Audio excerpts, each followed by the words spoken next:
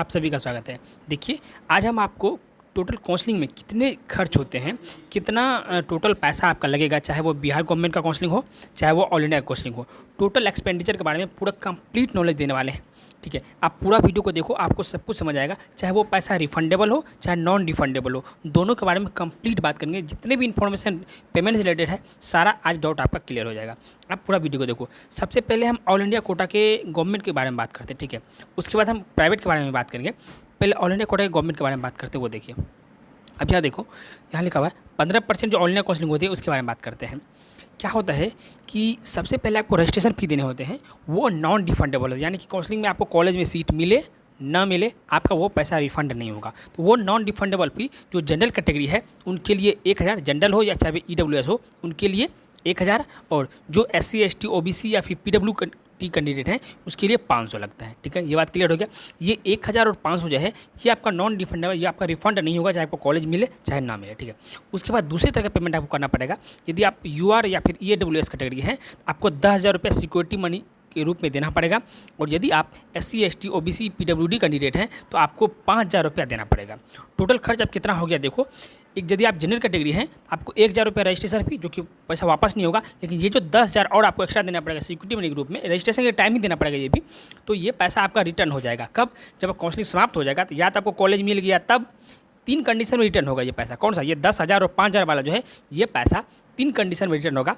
या तो आपको कॉलेज मिल गया कोई, आप एडमिशन ले लिए तब, दूसरा या तो आपको कोई कॉलेज मिला ही नहीं किसी राउंड में तब, या नहीं तो आपको फर्स्ट राउंड में कॉलेज मिला था, सिर्फ ओनली और ओनली फर्स्ट राउंड का बात कर रहे हैं, सिर्फ फर्स्ट राउंड में कॉलेज मिला था और आप उसमें उस कॉलेज को रिजाइन कर दिया, फिर गए नहीं रिपोर्ट करने के लिए, कुछ भी तरीके से आप एडमिशन नहीं लिए। ठीक है, तब इस 3 कंडीशन में ही आपको ये 10,000 और 5,000 रिटर्न होगा, अदरवाइज ये रिटर्न नहीं होगा। कब रिटर्न होगा वो भी अभी आपको बताएंगे। ध्यान रखिएगा, सेकेंड राउंड या उसके आगे किसी भी राउंड में यदि आपको कॉलेज अलॉट होता है और आप नहीं रिपोर्ट करते हैं तो आपको वो पैसा रिटर्न नहीं होगा। यदि आप रिपोर्ट करके एडमिशन ले लेते हैं तो आपको रिटर्न हो जाएगा, चाहे जिस भी राउंड में आप रिपोर्ट करके एडमिशन लिए हैं आपको रिटर्न हो जाएगा। कब रिटर्न होगा वो भी बात करेंगे। ठीक है, ये यहाँ नीचे लिख दिए हैं कि किसको कितना लगेगा। टोटल 5500 रुपये लगेगा SC ST OBC और PWD को, और टोटल 11,000 रुपये लगेंगे जनरल और EWS को काउंसलिंग में। ठीक है, इतना ध्यान रखेंगे। उसके बाद ऑल इंडिया के प्राइवेट के बारे में बात करते हैं। ठीक है, उसके बाद बिहार के बारे में बात करेंगे। ऑल इंडिया प्राइवेट के बारे में आप सुनो। देखो यहाँ तो मैंने यहाँ लिख दिया है। तो टोटल ऑल इंडिया में 2 टाइप का फी लगता है, एक तो प्राइवेट वाला, एक गवर्नमेंट वालों के लिए। तो जो अभी गवर्नमेंट वाले में बात कर लिया, अब प्राइवेट वाले में बात करते हैं। प्राइवेट में यदि आप किसी डीम्ड यूनिवर्सिटी के लिए कर रहे हैं, चाहे आप किसी भी कैटेगरी को हो, यदि आप डीम्ड के लिए कर रहे हैं तो आपको 5,000 रुपया रजिस्ट्रेशन फी लगेगा, जो कि वापस नहीं आएगा। जैसे आपको वहाँ पे बताया हम 1,000 रुपया और 500 रुपया, वही यहाँ पे है 5,000 रुपया, जो कि आपका रिफंडेबल नहीं होगा यदि आप डीम्ड के लिए करते हैं तो। और रिफंडेबल होगा 2 लाख रुपये।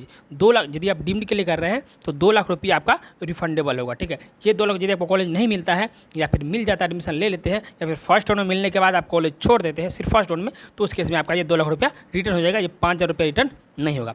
उसके बाद सुनिए, यदि आप डीम्ड के बारे में भी कर रहे हैं और फिर गवर्नमेंट के बारे में भी कर रहे हैं तो उस केस में आपको जो मैक्सिमम फ़ी वाला होता है वही लगेगा सिर्फ। देखिए, यदि आप डीम्ड के बारे में भी कर रहे हैं और गवर्नमेंट के बारे में भी कर रहे हैं, उस केस में आपको बस ये 5,000 और 2 लाख, ये वाला जो मैक्सिमम वाला फ़ी होता है वो पे आपको करने पड़ेंगे। ठीक है, ऐसा नहीं होगा कि डीम्ड के बारे में कर रहे हैं 15% के बारे में कर रहे हैं तो दोनों लगेगा, ऐसा नहीं है। केवल एक ही लगेगा, आदर डीम्ड का आदर 15% का। तो यदि आप दोनों कर रहे हैं तो जो मैक्सिमम वाला हो यानी डीम्ड वाला सिर्फ 5,000 और 2 लाख लगेगा। इसी में आपका गवर्नमेंट का भी हो जाएगा और डीम्ड का भी हो जाएगा। ये बात ऑल इंडिया के बारे में क्लियर हो गया होगा। अब हम आपको बिहार के बारे में बात बता दें, लेकिन गवर्नमेंट यदि ऑल इंडिया का हो गया, अब इसके बाद रिफंड के बारे में थोड़ा बता देते हैं आपको। सुनिए, पहली बात, जब काउंसलिंग समाप्त होता है, ठीक है, तो काउंसलिंग एंड होने के बाद उससे 10 से 15 दिन के बाद या कई बार 1 महीने भी लग जाता है। ठीक है, उसके बाद वो रिफंड स्टेटस एक MCC के पोर्टल पे जारी होता है। ठीक है, वहाँ पे आपको दिख जाए किससे पैसा रिटर्न हुआ है और कितना रिटर्न हुआ है। ठीक है, वो पूरा डिटेल के साथ डेट के साथ रिटर्न हो जाएगा। हम आपको वो सब चीज़ जब भी रिटर्न आएगा पैसा, वो हम इसी चैनल पर आपको बता देंगे डेट वाइज अपडेट करके कि आ गया है, और वो PDF भी आपको शेयर कर देंगे किसका कितना आया। ठीक है, आप चैनल सब्सक्राइब करके रखोगे तो आपको ये सब नोटिफिकेशन कुछ भी मिस नहीं होगा। आप बस चैनल सब्सक्राइब कर लो, आपको सारा इन्फॉर्मेशन A to Z इसी चैनल पे मिलता रहेगा। ठीक है, उसके बाद इनकेस यदि किसी का पैसा रिटर्न नहीं होता है, ठीक है, उस केस में क्या है कि रिफंड रिलेटेड इशू के लिए आप इस पर मेल करेंगे। ध्यान रखिएगा, आपको कॉल करने का मौका नहीं मिलेगा, आपको बस मेल करके ही आप बात कर सकते हो। मेल करोगे आपको उधर से रिप्लाई आएगा। ठीक है, और ये मेल कब करना है आपको, देखो, यदि काउंसलिंग समाप्त हो गया ऑल इंडिया का, उसके 10 दिन के बाद आप मेल करो, या नहीं तो जब रिफंड का स्टेटस की MCC के पोर्टल पे रिफंड का स्टेटस MCC के पोर्टल पे आएगा और वहाँ पे आपको दिख जाएगा कि सबका रिफंड लिस्ट आ गया, आपका उसमें नाम नहीं है, तो रिफंड स्टेटस आने के 15 दिन बाद बाद रिफंड स्टेटस एमसीसी के पोर्टल पे आ जाएगा पीडीएफ कि हाँ सबका रिफंड हो गया। उसके 15 दिन बाद आप इस पर मेल कर सकते हो, या नहीं तो काउंसलिंग समाप्त होने के 10 दिन बाद भी आप मेल कर सकते हो। देखो होगा क्या, यदि आप काउंसलिंग समाप्त होने के 10 दिन बाद आप मेल करते हो, रिटर्न मेल आपको वही आएगा कि अभी रिफंड इनिशिएट नहीं किया गया, ये सब आएगा। रिफंड जैसे स्टेटस आ गया एमसीसी की वेबसाइट पे, उसके 15 दिन बाद यदि आप करते हो, उसके बाद आपको पूरा प्रॉपर रीजन समझाया जाएगा कि आपका क्यों नहीं आया है या फिर कब आएगा, ठीक है, वो सब आपको आ जाएगा, मत ध्यान रखेंगे। और ध्यान रखिए ये फाइनेंशियल स्टेटस जितने भी होते हैं जो पेमेंट वाले बात होते हैं, इसके लिए एमसीसी जिम्मेदार नहीं होता है। एमसीसी बस अपना एक इन्फॉर्मेशन देगा आपको रिफंड का, ठीक है। इसके लिए एक अलग ही बॉडी है जो यहाँ पे दिखा हुआ, ठीक है, फाइनेंशियल का एक अलग ही बॉडी बना हुआ है, वो सारा कुछ पेमेंट का देखता है, ठीक है। तो एमसीसी को आप किसी तरह से ये नहीं कह सकते हो कि मेरा पैसा एमसीसी आप ही दो, ठीक है, यदि रिफंड नहीं आया तो आप उसको नहीं कह सकते हो, ठीक है। बस एमसीसी आपको इन्फॉर्मेशन देगी कि कब रिफंड आया है, कितना लगेगा, कितना नहीं लगेगा, वो सब बातें, ठीक है, ये बात ध्यान रखेंगे। उसके बाद और ध्यान रखिए सबका पैसा आ ही जाता है, ठीक है, ये आप ईमेल भी नोट डाउन कर रख लेंगे, ठीक है। उसके बाद ये बात जो मैंने अभी आपको बताया वो यहाँ लिखा हुआ है, ठीक है, आप यहाँ पढ़ लेंगे, ठीक है, यहाँ पे आप पढ़ लीजिएगा, वही सब लिखा हुआ है, ठीक है। उसके बाद अब हम बिहार के बारे में बात करते हैं टोटल, ठीक है, अच्छे से सुनिएगा। बिहार के बारे में देखिए, यहाँ पे स्टूडेंट टाइप लिखा हुआ है, यहाँ पे कैटेगरी है यहाँ पे, और ये जो पैसा आपको दिख रहा है अभी स्क्रीन पे, ये है नॉन रिफंडेबल टाइप का, ठीक है। ये आपका रिफंड नहीं होने वाला, चाहे आपको कॉलेज मिले चाहे आपको ना मिले, ये काउंसलिंग चार्ज है, ये आपका रिटर्न नहीं होगा, ठीक है। तो देखो यदि आप गवर्नमेंट में, बिहार में क्या होता है, एमबीबीएस, बीडीएस और वेटनरी तीनों का एक साथ होता है, ठीक है, काउंसलिंग एमबीबीएस, बीडीएस और वेटनरी का। तो यदि आप एमबीबीएस तीनों गवर्नमेंट के बारे में सिर्फ करवा रहे हो, तो आपको यदि आप यूआर कैटेगरी हो, ईडब्ल्यूएस हो, बीसी हो चाहे एबीसी हो, ठीक है, उस केस में आपको 1200 रुपया नॉन रिफंडेबल जो रिटर्न नहीं होगा वो पे करना पड़ेगा। यदि आप एससी एसटी डीक्यू कोटा हो तो आपको 600 रुपया देना पड़ेगा, जो कि आपका नॉन रिफंडेबल रिफंड नहीं होगा, ठीक है। उसके बाद यदि आप प्राइवेट के लिए करना चाहते हो, प्राइवेट में सिर्फ एमबीबीएस के लिए करना चाहते हो, तो इस कैटेगरी ऊपर देख लीजिए 1200 रुपये देना पड़ेगा, और इस कैटेगरी वालों को भी 1200 रुपया देना पड़ेगा, ठीक है। उसके बाद प्राइवेट डेंटल के बारे में करना चाहते हो आप देख लो। उसके बाद ध्यान रखिए यदि आप प्राइवेट में एमबीबीएस के लिए और प्राइवेट में डेंटल के लिए दोनों के लिए करना चाहते हो, उस केस में भी आपको 1200 देने पड़ेंगे, ठीक है, कैटेगरी वाइज, ठीक है। उसके बाद यदि ऐसा होगा कि आप गवर्नमेंट के बारे में भी करना चाहते हो और प्राइवेट के बारे में भी करना चाहते हो, तो गवर्नमेंट के बारे में आप गवर्नमेंट के मेडिकल एमबीबीएस के लिए, डेंटल के लिए, वेटनरी के लिए, साथ ही साथ प्राइवेट के सिर्फ और सिर्फ एमबीबीएस के लिए करना चाहते हो, तो आपके लिए 1200 लगेगा। और यदि आप गवर्नमेंट का मेडिकल एमबीबीएस यानी कि डेंटल और वेटनरी तीनों के लिए और साथ साथ प्राइवेट डेंटल के लिए करना चाहते हो, तो 1200 आपको देने होंगे, ठीक है। ये बात आपको समझ आ गया होगा अच्छे से, ठीक है। उसके बाद है कि सिक्योरिटी मनी जो आपका रिफंडेबल होगा, ये जो मनी दिख रहा है आपको, ये पैसा आपको 3 केस में रिटर्न हो जाएगा। 3 केस आपको मैंने पहले भी समझाया था, या कि आपको कोई भी कॉलेज मिल गया बिहार स्टेट में और आपने एडमिशन ले भी लिया पेमेंट करके, उस केस में रिटर्न होगा। दूसरा, यदि आपको कोई भी कॉलेज किसी राउंड में नहीं मिला, उस केस में भी रिटर्न हो जाएगा आपका पैसा। तीसरा, यदि आपको फर्स्ट राउंड में कॉलेज मिला था, फर्स्ट राउंड में ही आपने कॉलेज को फ्री एग्जिट कर दिया, उसके बाद काउंसलिंग में पार्टिसिपेट नहीं किया, उस केस में भी आपका रिटर्न हो जाएगा, ठीक है। ये बात आप ध्यान रखेंगे, ओके। अब देखिए यहाँ पे आपको जो ऊपर समझाए थे वही बात, सेम बात यहाँ लिखा हुआ है, बस यहाँ पेमेंट लिखा हुआ है कैटेगरी वाइज 10,000 किसको लगेगा, किसको 5,000 आएगा, किसको 2 लाख, किसको 50,000। ये आप यहाँ पे पढ़ लेंगे एक बार, आपको सब कुछ समझ आएगा।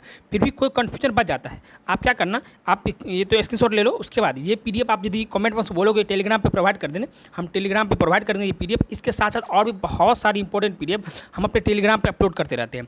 टेलीग्राम का लिंक इस वीडियो के कमेंट बॉक्स में पिन कर दे रहे हैं, आप वहाँ से उसको ज्वाइन कर लेना। अभी से करके काउंसलिंग से रिगार्डिंग जो भी अपडेट आएगी, सारा इंपॉर्टेंट अपडेट पूरे पीडीएफ के साथ पूरे सिंप्लीफाइड वे में आपको समझा के वहाँ पे हम डाल देते हैं, आपको वहाँ से मिल जाएगा। दूसरा बात, आप चैनल सब्सक्राइब कर रख लेना, आपको यहाँ पे इस चैनल पे जो भी प्रोसेस होगा काउंसलिंग का, वो सारा स्टेप बाय स्टेप फ़ोन से कैसे करना है, लैपटॉप से कैसे करना है, वो हम स्टेप बाय स्टेप आपको करके बताएंगे, आपको वो भी इन्फॉर्मेशन मिलता रहेगा। साथ ही साथ ध्यान रखिए यदि किसी को इसके अलावा कोई क्वेरी बचता है कमेंट करना, यदि आप रिप्लाई नहीं कर पाते हैं, आपको व्हाट्सएप नंबर भी अपना दे रहे हैं, आप नोट डाउन करो। उसके बाद हम कुछ और बताते हैं, आप सुनना। 9065376978, ये मोबाइल नंबर आप नोट डाउन कर लो, ठीक है। इस पर पहले आप व्हाट्सएप करना, आपका जो भी क्वेरी होगा, जो भी रिलेटेड, ठीक है, चाहे ऑल इंडिया से हो चाहे बिहार से हो, ऑल इंडिया और बिहार दोनों के बारे में हम सारा बात करेंगे, ठीक है।